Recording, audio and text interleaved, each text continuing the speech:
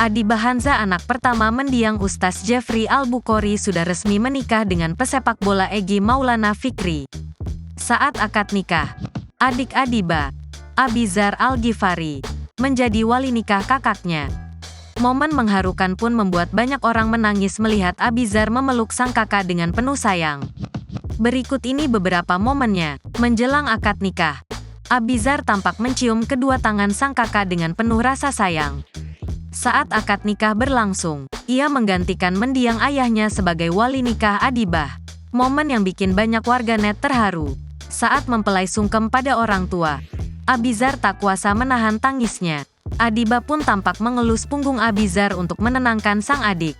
Abizar juga mengusap-usap kepala kakaknya. Setelah itu, Abizar juga tampak menghapus air mata Adiba saat melepaskan pelukan. Abizar memberikan ciuman sayang kepada Adiba di kening.